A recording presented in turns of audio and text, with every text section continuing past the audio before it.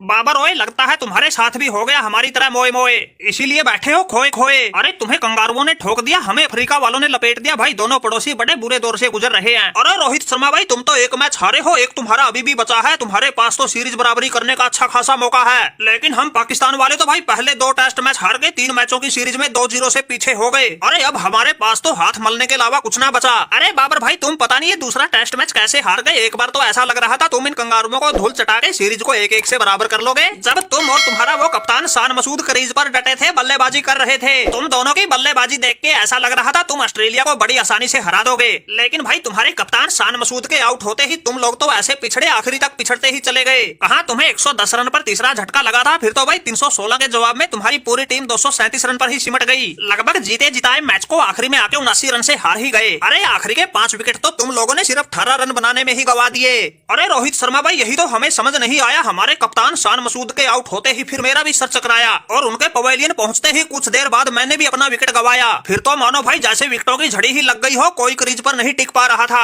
अरे आखिरी में आके हमारे सलमान अली आगा ने जितवाने के लिए खूब हाथ पांव मारे, लेकिन बेचारा वो भी 50 रन की पारी खेल के पवेलियन लौट आया। उससे पहले हमारे कप्तान शान मसूद ने 60 रन बनाए थे, मैंने भी 41 रन की जुझारू पारी खेली थी। अरे जब मैं और मसूद बल्लेबाजी कर रहे थे तब तो लग ही रहा था जैसे पाकिस्तान इन कंगारुओं को धूल चटा ही देगा, लेकिन भाई हमारे आउट होते ही जो जीत की आस उम्मीद टूटी थी, उसी आस उम्मीद को हमारे रिजवान और सलमान ने एक बार फिर जगाया। दोनों ने मिलकर मैच को ऐसा बनाया, ऐसा लग रहा था जैसे पाकिस्तान अब तो बाजी मार ही लेगा। लेकिन फिर भाई पैट कमिंस की गेंद हमारे रिजवान के कोहनी से थोड़े नीचे हाथ से टकराई और विकेट कीपर के हाथों में चली गई, और अंपायर ने भी नॉट आउट दे दिया था।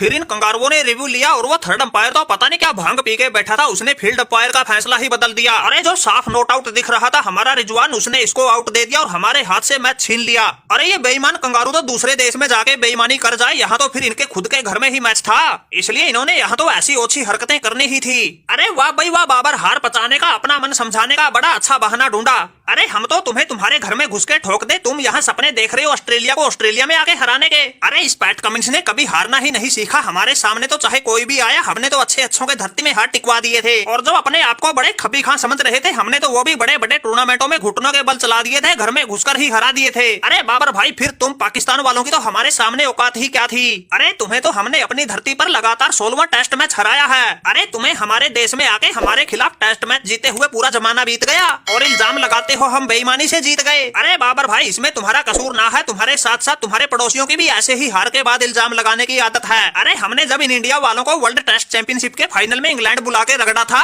तब इन्होंने भी हम पे ऐसे ही बेईमानी का इल्जाम लगाया था, अपने मन को समझाया था। लेकिन जब हमने कुछ दिन पहले ही वर्ल्ड कप के फाइनल में इनको इनके घर जाकर ही ठोका, फिर कहीं जाकर इनकी अकल ठिकाने आई, ये उस हार का इतना बुरा मान गए, तब से लेकर आज तक इस रोहित शर्मा ने हमसे आंख भी ना मिलाई। अरे रुक जा भाई रुक जा, कंगारू मत जाता हवा में उड़, रख ले जमीन पर पाँव। अरे आंखें मिलाने क्या, जिस दिन फंसेगा तुम्हारी आंखें निकाल कर ही रख दूंगा। अरे जो तुम ये घुमा फिरा के बातें कह रहे हो, रोहित शर्मा सारी समझ रहा है। अरे होने दो, किसी बड़े टूर्नामेंट में तुम्हारा हमारा आमना सामना, एक एक का चुन चुन के हिसाब किताब लेंगे। अरे बस भी करो बाबर और रोहित, मेरे यार सपनों के सरदार। अरे सपनों की दुनिया से बाहर निकलो, हमसे टकराने की तो बाद में सोचना, पहले बबूमा भाई से तो बच लो।